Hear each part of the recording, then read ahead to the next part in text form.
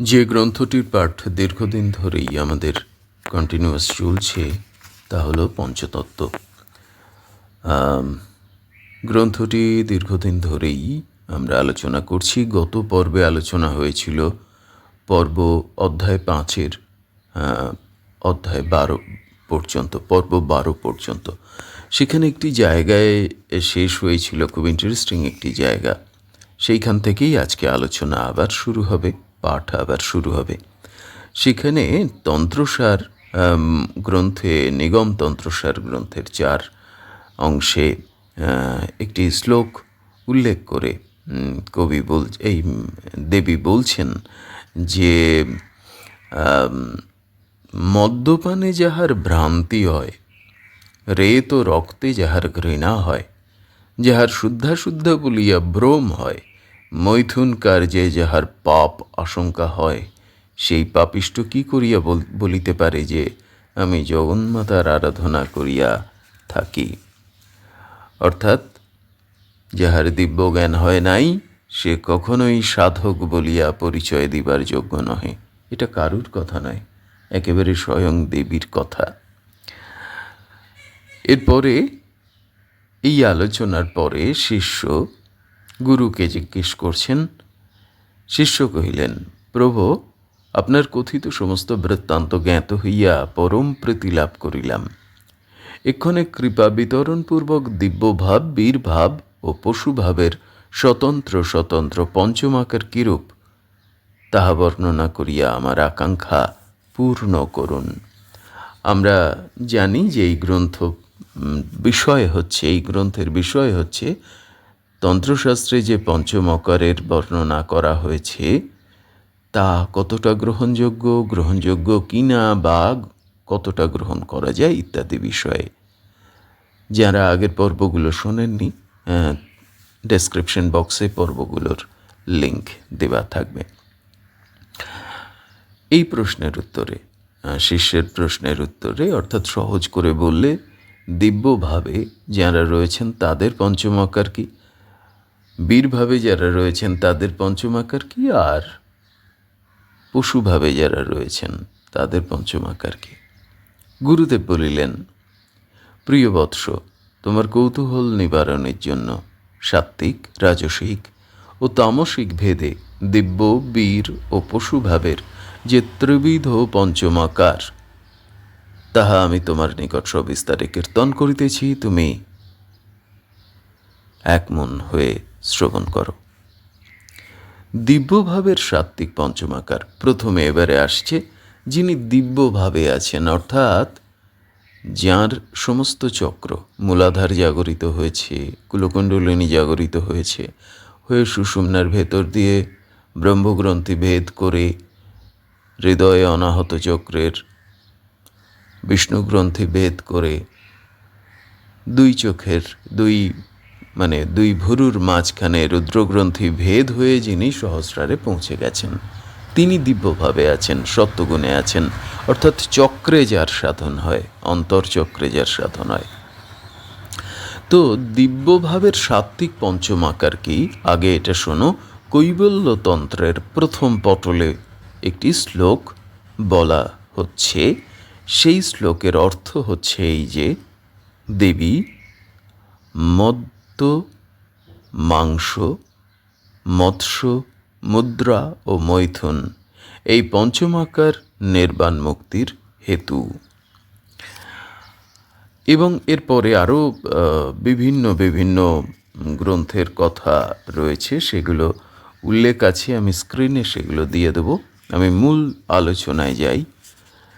তো এই যে পঞ্চমাকার হচ্ছে মুক্তির হেতু। কৈবল্যতন্ত্র মানে কৈবল্য ধাম বলা হয়, অর্থাৎ যেখানে গিয়ে সমস্ত কিছু কৈবল্য প্রাপ্তি আমরা বলি।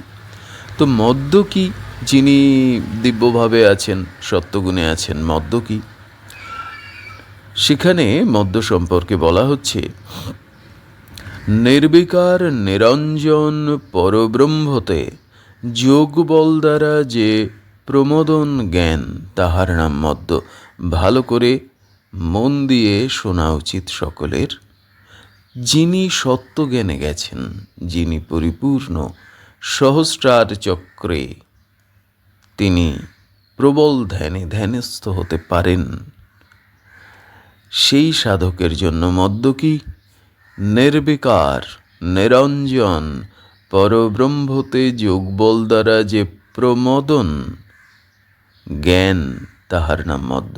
অর্থাৎ যিনি একেবারে সহস্রার চক্রে সেই পরম ব্রহ্মতে যোগবলে পূর্ণ ধ্যানস্থ হয়ে আছেন এবং তার দ্বারা তার সেই স্থানে সহস্রার চক্রে তিনি ধ্যানস্থ হয়ে একেবারেই সদা সর্বদা ডুবে আছেন, তিনি যিনি করতে পেরেছেন, সেই ঘটনাটির নাম মদ্য।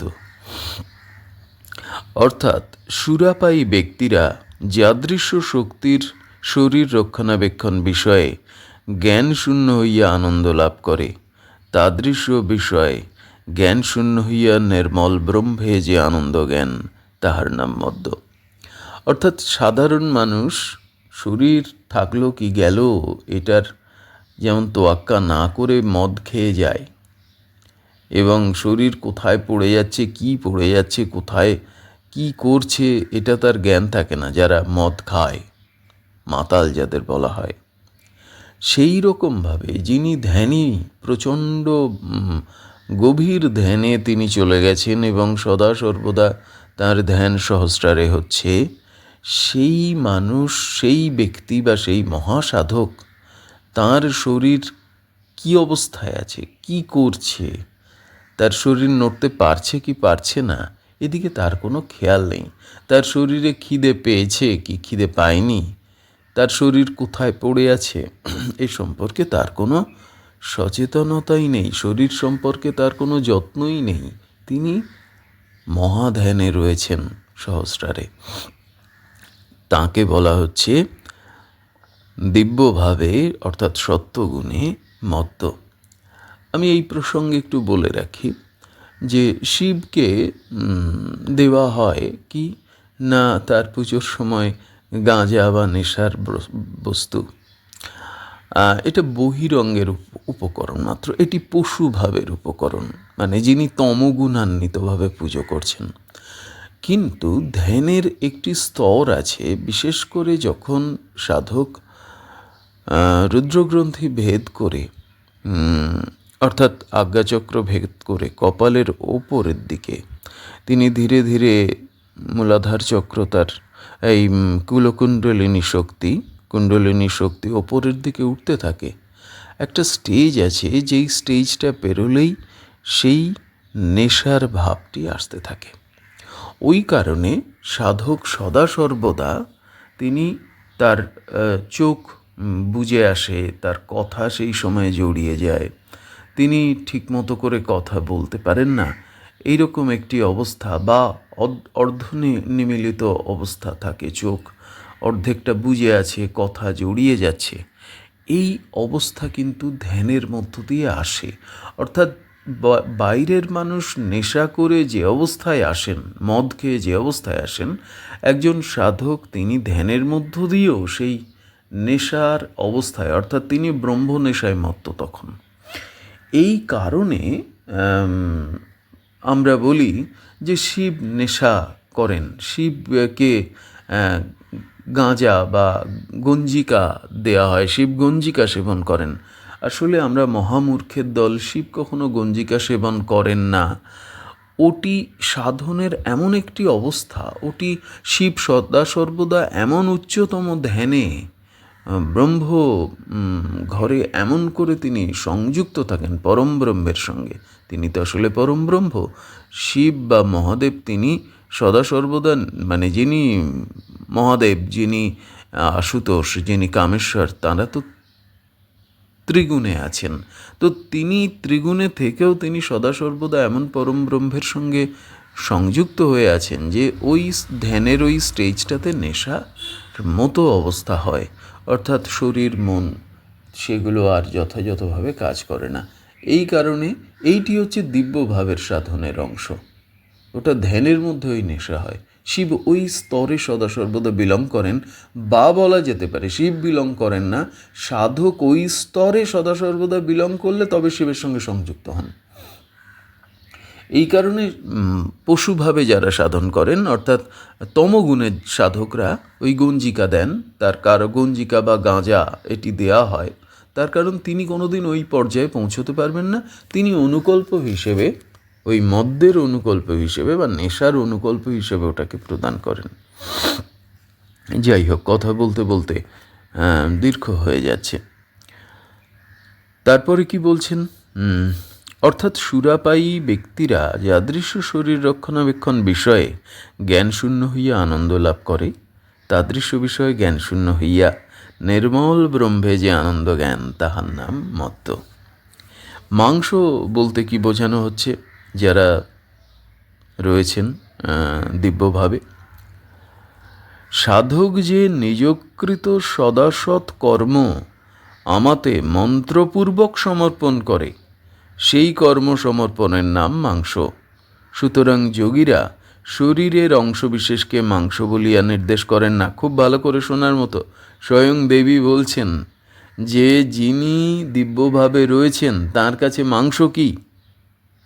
পঞ্চমকরের দ্বিতীয় মাংস কি না, যে সাধক দিব্যভাবে আছেন তিনি তার সমস্ত সদ অসৎ, সদসৎ মানে সদ অসৎ যা কিছু কর্ম তিনি করেছেন, সদ অসৎ সমস্ত কর্ম মন্ত্রপূর্বক সমর্পণ করেন। সমস্ত কর্ম যিনি আমাতে, আমি সেই জগদীশ্বরী, আমাতে যিনি সমর্পণ করেন, সেই কর্ম হচ্ছে মাংস। সেই কর্ম সমর্পণের নাম হচ্ছে মাংস।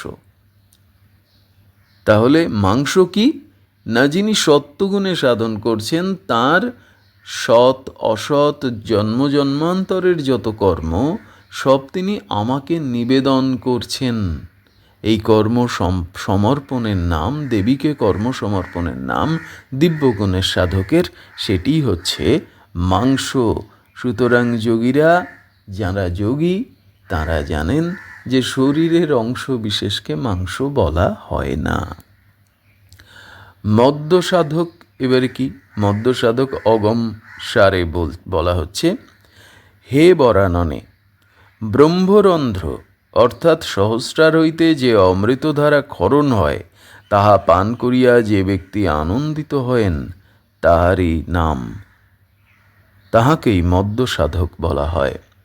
অর্থাৎ বলা হচ্ছে ব্রহ্মরন্ধ্রে, এই একটু আগেই বলছিলাম সহস্রার চক্র, একেবারে ব্রহ্মরন্ধ্রে যিনি স্পন্দন অনুভব করছেন এবং ধ্যানস্থ হতে পারছেন, সেই সাধকের সহস্রার থেকে এক ধরনের অমৃতধারা ক্ষরণ হয়। ওইখানে এটা মাথায় বাড়ি মেরেও হবে না। যিনি ধ্যানের মধ্যে ওই পর্যায়ে পৌঁছেছেন তার সহস্রার থেকে এক ধরনের অমৃতধারা ক্ষরণ হয়। ওই জন্য তিনি দীর্ঘ সময় ধ্যানে থাকলেও, একদিন দুদিন কেটে গেলেও, 3 দিন কেটে গেলেও তার ক্ষুধা থাকে না শরীরে।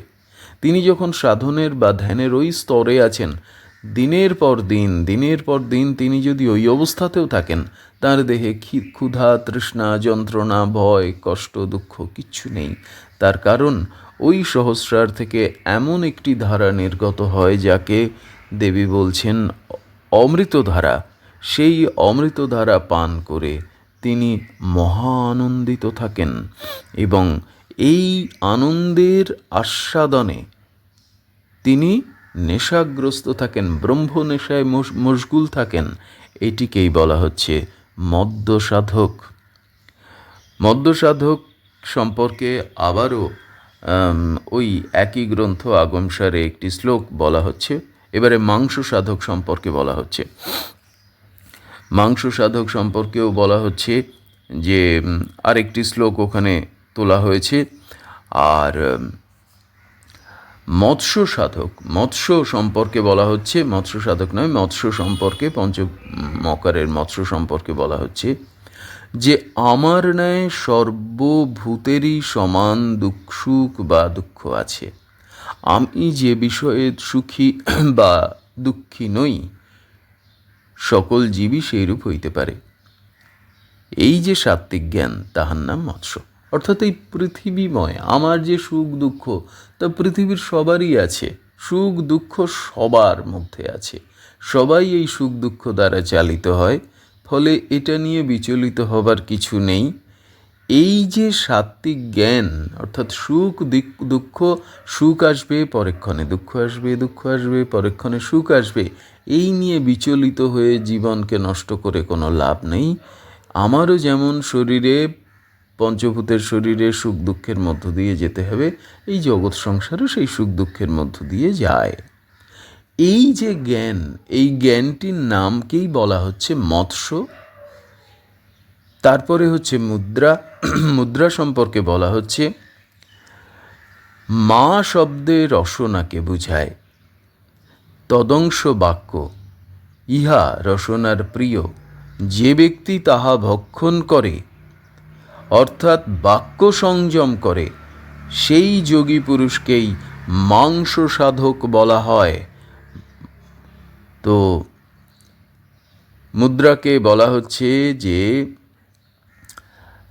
বাক্য সংযম, এই বাক্য সংযম যিনি করেন, অর্থাৎ অতিরিক্ত বাচালতা যিনি করেন না, অতিরিক্ত কথা যিনি বলেন না, মৌনতা নয়, মৌনতা মৌনতা সম্পর্কে ধারণা মানে হচ্ছে আমরা একদম চুপ করে গেলাম তা নয়। মৌনতার অর্থ হচ্ছে যতটুকু আমার প্রয়োজন ততটুকুই বলা। তো যোগী পুরুষ তিনি কি বলছেন? যোগী পুরুষ বলছেন যে যিনি রসনা দ্বারা বাক্যকে একেবারে বন্ধ করে দেন বা ভক্ষণ করেন, সেই বাক্য সংযমকেই বলা হচ্ছে মাংস সাধক। আবারও মৎস্য সাধক সম্পর্কে আরেকটি উল্লেখ আছে।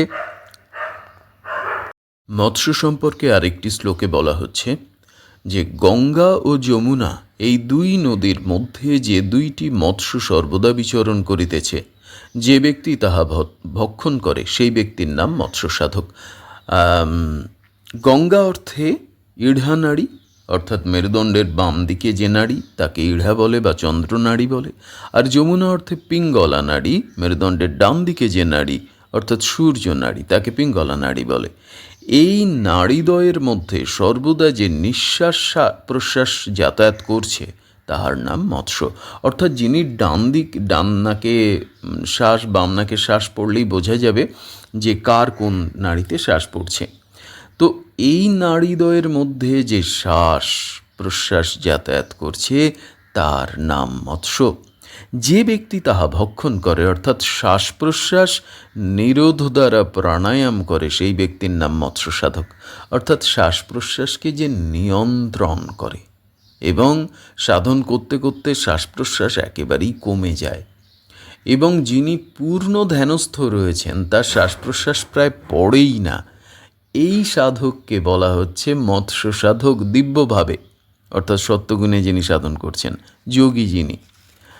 এরপরে মুদ্রা সম্পর্কে আরেকটি শ্লোক আছে, সেখানে বলা হচ্ছে সৎসঙ্গ দ্বারা মুক্তি লাভ হয় এবং অসৎ সঙ্গ দ্বারা বন্ধন, সুতরাং অসৎ সঙ্গ পরিত্যাগকরণের নাম মুদ্রা। আরেকটি মুদ্রাকে বলা হচ্ছে যে অসৎ যে সঙ্গ, অসৎ মানে কে? অসৎ কে? কোনো ব্যক্তি? নিশ্চয়ই যে ব্যক্তি বা ব্যক্তিগুলির মধ্য দিয়ে আমি সতের সঙ্গে, সৎকে স্বয়ং পরম সত্তা পরম ব্রহ্ম, তার দিকে যেতে পারছি না, অর্থাৎ যেখানে আলোচনার মধ্যে আমায় সদা সর্বদা প্রবৃত্তির মধ্যে ডুবিয়ে দেয়া হচ্ছে, কাম ক্রোধ লোভ আকাঙ্ক্ষা এসবের মধ্যে যারা সদা সর্বদা কথা বলে যাচ্ছে তাদের সঙ্গই অসৎ সঙ্গ। আর সৎসঙ্গকে যিনি এই জন্যই বলে সাধু সঙ্গ বা সৎসঙ্গ, যিনি যার সঙ্গের মধ্য দিয়ে আমি পরম ব্রহ্মের দিকে যেতে পাবো। সে কালী হতে পারেন, সে শিব হতে পারেন, যার যেমন নাম, কৃষ্ণ হতে পারেন, যার যেমন নাম। একেবারে শেষে গিয়ে অদ্বৈতে গেলে আর কারুর কোনো নাম থাকে না, না কালী, না ললিতা, না শিব, না মহাদেব, না অন্য কোনো ইষ্ট।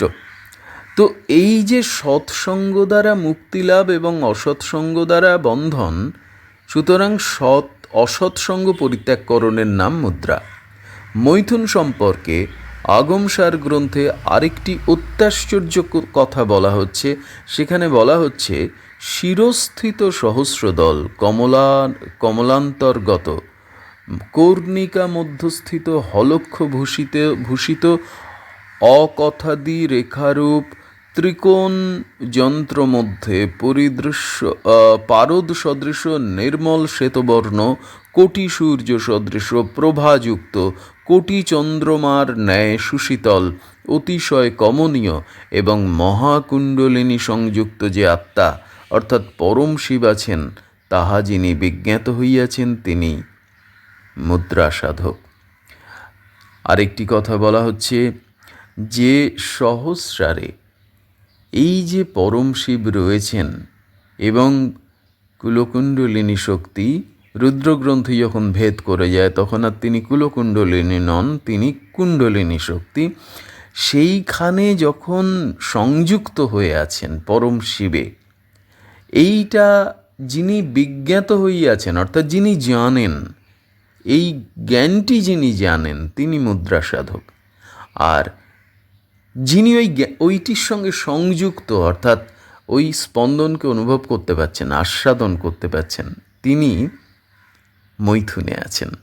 আগমসারে আরেকটি শ্লোক উল্লেখ করে বলা হচ্ছে, মূলাধারস্থ কুলকুণ্ডলিনী শক্তিকে যোগ বল দ্বারা ষটচক্র ভেদপূর্বক উত্থাপিত করিয়া শিরস্থিত সহস্রদল কমল কর্ণিকার অন্তর্গত পরম শিবেতে যে সংযোগ, তাহার নাম মৈথুন।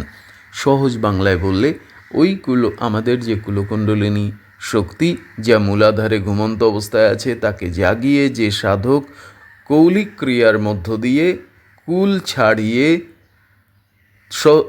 আমাদের তিনটে গ্রন্থি ভেদ করিয়ে, রুদ্রগ্রন্থি ভেদ করিয়ে যখন একদম ব্রহ্মস্থানে অর্থাৎ সহস্রারের ওই মাঝখানের যে বিন্দু অর্থাৎ আমাদের মাথার মাঝখানের যে বিন্দুটি রয়েছে, সেইখানে যিনি নিয়ে গিয়ে ওই স্পন্দনকে আস্বাদন করতে পারছেন, ওর একটি স্পন্দন আছে বা ওর এক ধরনের সাধক অনুসারে এক ধরনের ওর সিমটম আছে, ওইটি যিনি সদা সর্বদা আস্বাদন করছেন, তিনি মৈথুনে আছেন।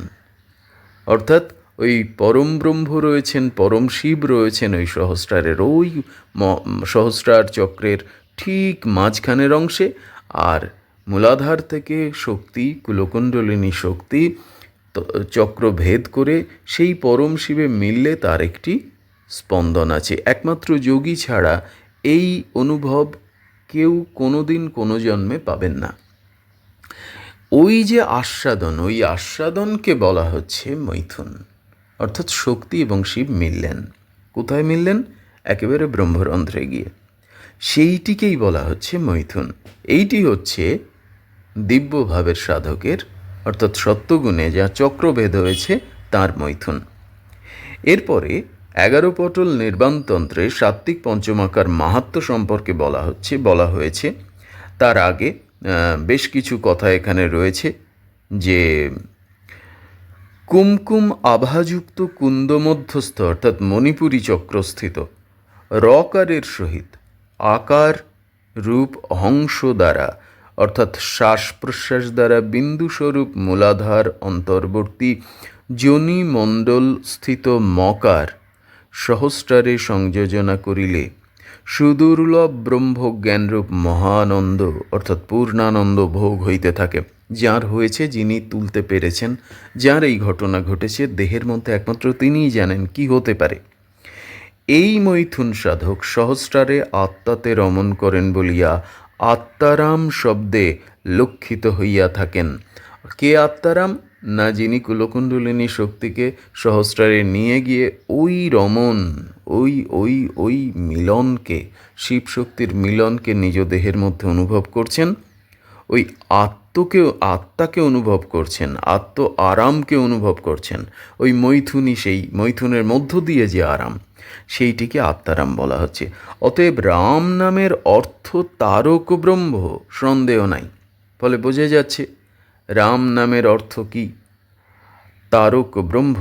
যিনি এইরূপ সাধন দ্বারা ঊর্ধ্বরেতা হইয়াছেন, শিবকে ঊর্ধ্বরেতা বলা হয়, ঊর্ধ্বরেতা হইয়াছেন, তিনি মৈথুন সাধক, অর্থাৎ যাঁর এই বীর্য বা কুলকুণ্ডলিনী শক্তি বা শক্তি তাঁর সহস্রারের ওই স্থানে পৌঁছেছে, তিনি ঊর্ধ্বরেতা এবং তিনি মৈথুনে আছেন দিব্যভাবে, এবং তিনি মৈথুন সাধক। যোগিনী তন্ত্র গ্রন্থের 6 পটলে একটি শ্লোকে সেখানে বলা হচ্ছে, সহস্রার পদ্ম কর্ণিকার অন্তর্গত বিন্দু অর্থাৎ পরম শিব সহিত নাদরূপ কুলকুণ্ডলিনী শক্তির যে মিলন, কুণ্ডলিনী শক্তির যে মিলন, যোগীগণ তাহাকেই মৈথুন বলিয়া কীর্তন করেন। পরিষ্কার হলো মৈথুন মানে কি দিব্যভাবে। এরপরে আমরা যে শ্লোকটির কথা বলছিলাম 11 পটল নির্বাণতন্ত্রে, সেই শ্লোকের অর্থ করলেই দাঁড়ায় যে হে শৈলজে, মদ্যপান দ্বারা অষ্ট ঐশ্বর্য এবং পরম মোক্ষ লাভ করা যায়, মাংস ভক্ষণ দ্বারা সাক্ষাৎ নারায়ণ তুল্য হওয়া যায়, মৎস্য ভক্ষণ দ্বারা কালিকা দেবীর সাক্ষাৎকার লাভ করা যায়, মুদ্রা সেবন দ্বারা পৃথিবীস্থ হইয়াও বিষ্ণুতুল্য হওয়া যায়, এবং মৈথুন দ্বারা মহাযোগী পুরুষ ও মত সদৃশ হইতে পারা যায়। স্বয়ং মহাদেব বলছেন, কি বলছেন আর একবার পড়ে আজকের আলোচনা শেষ করি। হে শৈলজে, অর্থাৎ হে শৈলপুত্রী বা হে পার্বতী, হে উমা, মদ্যপান দ্বারা অষ্ট ঐশ্বর্য, মদ্যপান কি, দিব্যভাবের মদ্যপান কি আগে আলোচনা হয়েছে, সেটা থেকে অষ্ট ঐশ্বর্য পাওয়া যায়, পরম মোক্ষ লাভ করা যায়, মাংস ভক্ষণ দ্বারা নারায়ণ তুল্য হওয়া যায়, মাংস ভক্ষণ কি আলোচনা হয়েছে, সেটা থেকে স্বয়ং নারায়ণের মতো হওয়া যায়, মৎস্য ভক্ষণ দ্বারা কালিকা দেবীর সাক্ষাৎকার লাভ করা যায়, মহাকালীর দর্শন হয় কি করলে, মৎস্য ভক্ষণ করলে। মৎস্য ভক্ষণ কি সেটা আগে বলা হয়েছে। মুদ্রা সেবন দ্বারা পৃথিবীস্থ হইয়াও বিষ্ণুতুল্য হওয়া যায়, এবং মৈথুন দ্বারা, যিনি মৈথুনে আছেন সহস্রারে, তিনি মহাযোগী পুরুষ ও মত সদৃশ হইতে পারেন, অর্থাৎ তিনি স্বয়ং শিব, তিনি আমার মতো হয়ে যান, মত সদৃশ। মত মানে আমি, মত কে এখানে না, মত হচ্ছেন স্বয়ং শিব। তো তিনি দেবী পার্বতীকে বলছেন, হে শৈলজে, যিনি ঊর্ধ্বরেতা হয়ে বীর্যকে বা শক্তিকে তিনি একেবারে সহস্রার চক্রের মধ্যিখানের বিন্দুতে নিয়ে গেছেন, রন্ধ্রে নিয়ে গেছেন, এবং অনুভব করছেন ওই আস্বাদন, তিনি আসলে আমি, তার সাথে আমার কোনো আর ভেদ নেই, তিনি মহাযোগী পুরুষ এবং তিনি মত সদৃশ আমার মতো হয়ে ওঠেন। এই পর্যন্ত আলোচনার মধ্যে রয়েছে সত্যগুণ বা দিব্যভাবের সাধকের পঞ্চমকারের বর্ণনা। আমি আমার গুরুচরণে এর পরের দিনের আলোচনা বীরভাবের পঞ্চতত্ত্ব পরের পর্বে আলোচনা হবে। আজকের এই অত্যাশ্চর্য আলোচনায় আমাদের সমস্ত মন শরীর স্পন্দিত হয়ে উঠছে। আশা করি যারা শ্রদ্ধাশীল সাধন সম্পর্কে, তাঁদের জন্য আমার গুরুচরণে আমার সাষ্টাঙ্গ প্রণিপাত। দেবী নর্মদা এবং মহাদেব শিব, তাঁদের প্রতি আমার সাষ্টাঙ্গ প্রণাম। শক্তি আজ বোধহয় সিদ্ধিদাত্রী, নবরাত্রির ক্ষণ, সিদ্ধিদাত্রী, দেবী সিদ্ধিদাত্রীর ক্ষণ। শক্তিকে আমার প্রণাম, প্রেম এবং শ্রদ্ধা।